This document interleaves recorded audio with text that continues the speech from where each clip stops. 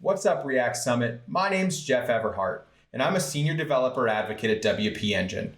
The title of my talk today is Remixing WordPress, where we're going to spend about 20 minutes building a headless site with Remix, WPGraphQL, and a few other open source plugins. But before we get started, maybe we could talk broadly about what headless WordPress is. With the rise in Jamstack architectures, we see a ton of SaaS offerings in the headless CMS space. But if you're looking for an open source alternative, a lot of people don't know that WordPress can also become a headless CMS. And with WordPress being the most popular content management system, which is powering roughly 40% of the web at the time of this recording, chances are that your content teams are already well versed in the WordPress platform, so there can be a lot of reasons to consider this as an option. So let's take a second and talk about what traditional WordPress gives us. Traditional WordPress is your basic monolithic software platform. The visitor maybe interacts with a CDN by typing in a URL into their browser bar, but ultimately all of those requests are served by WordPress core.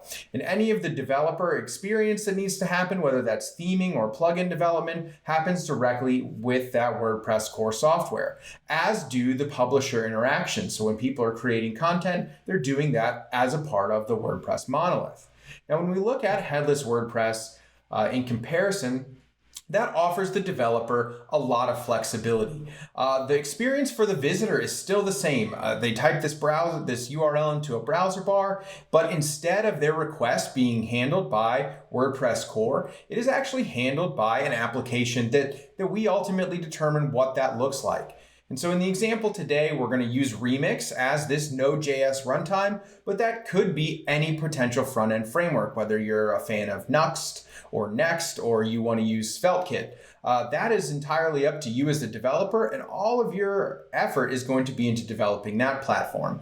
And all of that interacts with WordPress through either the REST or GraphQL APIs that we're going to explore today that are a part of WordPress core or added via plugins. But the ultimate benefit is that the experience for the publisher or the content creator doesn't change, and they get to use WordPress sort of as is to create and publish content, while we as the developers get to take the benefits happening in the front-end framework space and bring those to our users. So let's get started. We don't have a ton of time, so I'm going to hop right into building out our headless site. So the first thing that we'll need to do is create a new WordPress site. And I'm going to do that using the local development tools. I'll click Create New Site, give my site a name, select the preferred customization option, create an admin username and password, and then I'll let local install those services for me on my local machine. If you have a WordPress site already, feel free to use that as well and install the plugins there. Once that's done installing, we can open up the WP admin panel, log in, and then we'll need to install a few plugins. First, we'll want to install the WP GraphQL plugin, which essentially turns our WordPress app into a GraphQL API. You can install and activate that plugin. And then we will also be installing a plugin called Atlas Content Modeler, which is a headless-focused content modeling plugin that will allow us to create complex content types and make those available over GraphQL immediately. Now with our plugins installed, we can work on creating our first content model. To do that, we'll use Atlas Content Modeler to create a content model around projects. Do that by specifying a singular and plural name, determining the API visibility of our content model, whether it's public or private, choosing an icon for the post editing screen, and creating a description for our users to see. When we click the Create button, that will automatically generate the model and begin the process of adding it to our GraphQL API. With our model created, we can begin the process of adding fields to our model. We'll start with a text field that stores the name of the project. We'll use that as the entry title, make it required, and add it to our model. After that, we can add a date model that will store the due date for the project, make that required as well, and add a description for that model that will be displayed to our users. From there, we will add an additional text field to store the assignee's name for the project, and this will be the DevRel associate who is assigned to a particular piece of content. Make that required as well, and then we will add one last rich text field that will be the project description. So now that we've created our project content model, let's add some data. We'll open up the post-editing screen and fill out all of the fields that we specified as we created the model. And then when we're done, we can publish that piece of content to make it available for use in our application. Now that we've seeded our project with some additional data, let's explore the features of WPGraphQL in the graphical IDE.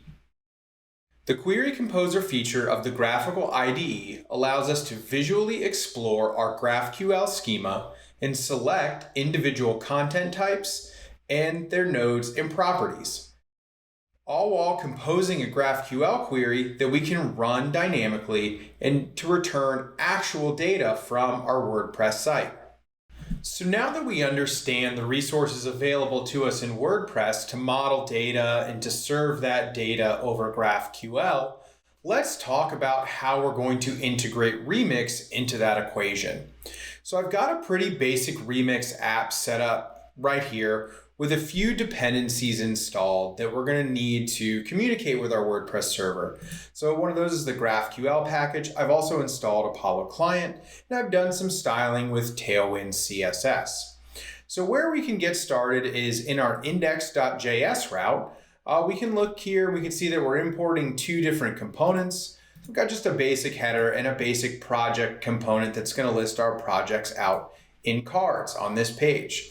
So what I'll do over here is in my terminal, just click npm run dev to get this dev server running. And then I can come back over here and we'll just refresh on localhost 3000 and see that this test data array, where I've got some projects that will eventually swap out with data from our WordPress site, is rendering right there for us. So the next thing that we'll want to do is configure Apollo Client to query our GraphQL endpoint from our WordPress site. And to do that, we'll begin by creating an apollo.js file in the lib folder, and then we'll add some import statements to import those needed resources from that package. And then what we'll do is create a default export that is going to be our client. And we'll set that equal to a new Apollo client, and then we'll pass in some configuration parameters. And one of the ways we can get our GraphQL endpoint is to hop back into our WordPress site, open up the WPGraphQL settings page, and copy and paste that into our project. Then we'll also create a new in-memory cache that we can use to help speed up our application. And once we're done, we'll save those things out. So now that we've configured Apollo Client, I'm going to create a new file to contain my data fetching code. And really, this part is entirely up to you about how you want to structure or where you want this code to live. So I'm going to create a file called WordPress service. In there, I'm going to import the client that we configured in the last step, and then also the GQL object from Apollo Client. So then we'll create and export a function called getProjects. And then from here, what we'll do is hop back into our WordPress WP GraphQL instance, copy the query that we were using, and then we'll create a new query, open up a new template literal with GQL, and paste that query in there. Then what we'll do is create a new variable called response, and we will essentially use the client to query and pass in that query to that configuration object. And then once we get that response back from Apollo Client, we will dig down into the object that we get back so that we return the individual project nodes. And it's always helpful if you're unsure of how to traverse a particular object, you can always hop back into WP GraphQL and visually look at what the data looks like that you're gonna get back from that API call. Okay, so now that we've got this function stubbed out to make our GraphQL query, let's pause for a second and just take stock of where we're at. It's worth mentioning that although I've created this WordPress service file with these exported functions, how you handle this, organizing this data fetching code is really entirely up to you. I know lots of React developers in particular are fans of co-location. So having the code that does their data fetching also inside of their components, there are ways that you can achieve that as well by having some of this code happen in the individual route files. So this is just a choice that I've made because I like this organizational pattern, but that doesn't mean that you couldn't make another choice, and Remix is unopinionated about this as well. As we transition into looking into how we use this function to load data into our route components, Remix is actually opinionated, and we'll talk about some of those differences. Next, we'll take a look at this index.jsx file in our routes folder.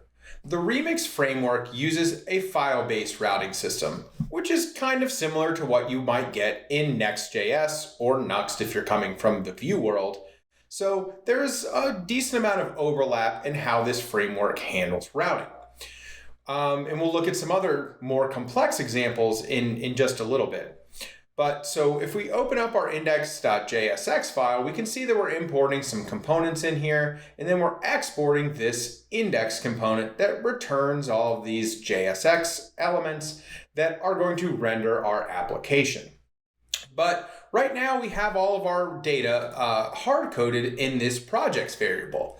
And so the next step that we're going to want to tackle is loading our data dynamically from WordPress. So to achieve that, we'll just throw a couple more import statements up here. And I'm just going to copy those from off screen real quick. And we're going to import two different things.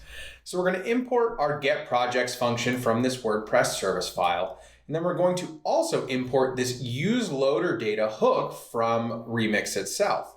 And so once we've done that, then we'll come down here and we're actually going to create another export. And so this is going to be an async function named loader, and that is a Remix convention. And what's going to happen is when Remix goes to render your components, it's going to call whatever is inside of this loader function on the server. And it's going to go out to your service, whatever that may be, in our case, WordPress and GraphQL, to get some data.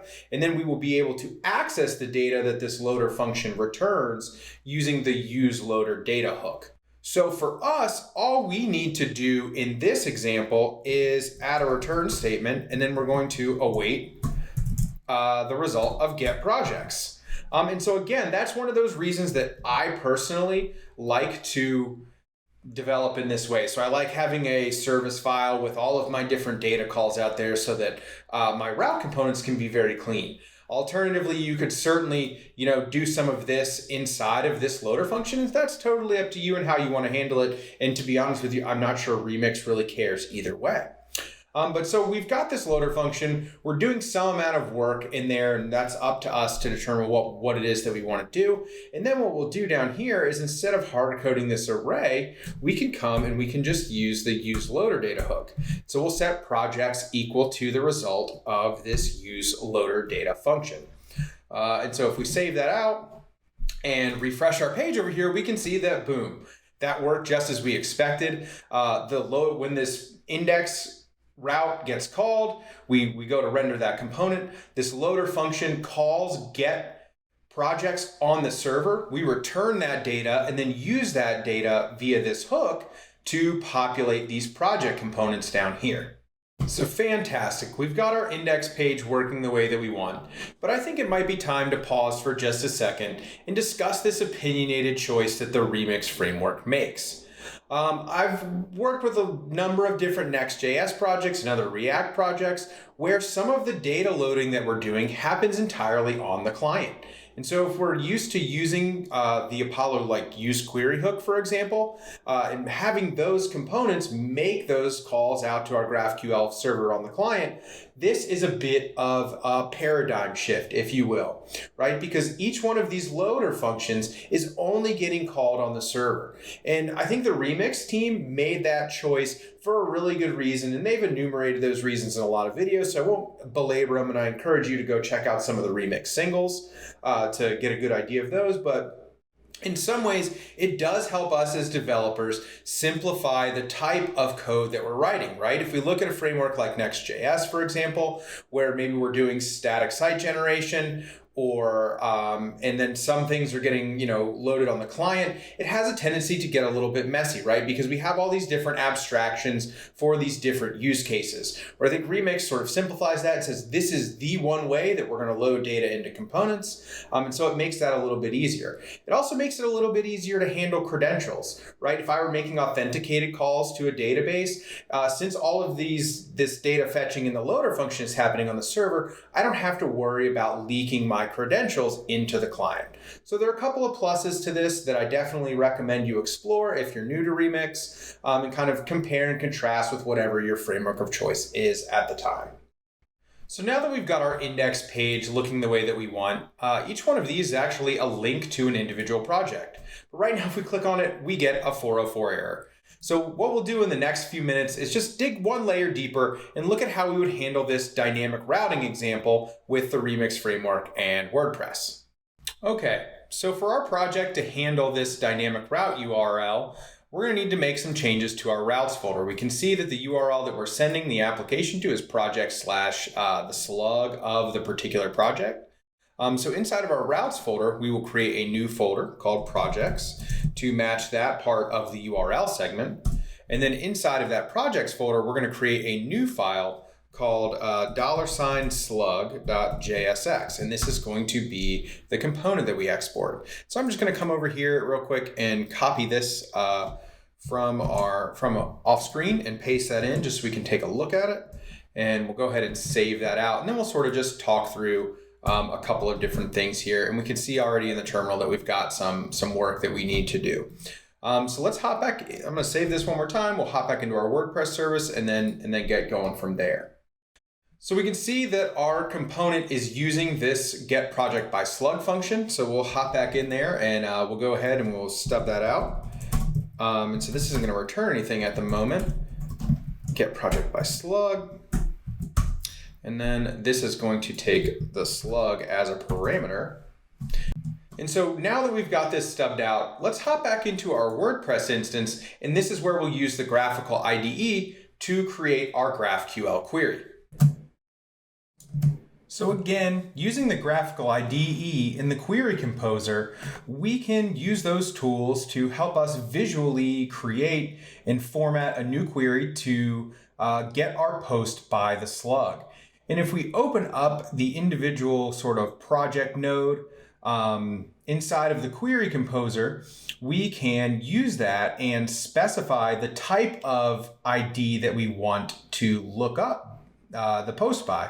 So in this case, we'll use slug and we'll grab an ID from our WordPress site and pass that in. And then what we'll do is also add in all of the additional fields that we had on our previous query to make sure that all of the data is the same. We can just click those to add them to the query. And then once we're done, we can again preview the result of that query by just running it in the IDE. And so once we have our GraphQL formatted the way we want and making sure that it's returning the data that we want, we can copy it and paste it back into our WordPress service file. We'll make a few changes inside of this GQL template literal to parameterize this query so that we can pass in the ID. Then after that, we'll actually make the query with our client object and pass that formatted query into it, as well as a variables property that takes an object where each property in that variables object, like ID for example, corresponds to one of the variables that we parameterized in the tag template literal. Then we'll also just sort of traverse our response from GraphQL and return that to our loader function. And as always, if you're kind of confused and you need help figuring out what your data looks like, you can always use the graphical IDE to explore that. So it's worth talking really quickly about the loader function as it's implemented in the slug.jsx file. A lot of this should look very familiar to what we did in our index file, with the exception of this params object that is getting passed into the loader. This is how we access those dynamic URL components. So $slug becomes params.slug, and then we just pass it into our get project by slug function that we pull in from our WordPress service. And if we come over here and we refresh our page, you can see that everything is working as we expect, and now we have both an index page and dynamic URL segments that are looking up individual posts. Thank you so much for coming to my talk on Remix and Headless WordPress. If you're interested in learning more about the open source Headless CMS alternative and some of your favorite front-end frameworks, be sure to follow me on Twitter or check out some of the content at developers.wpengine.com. Thanks.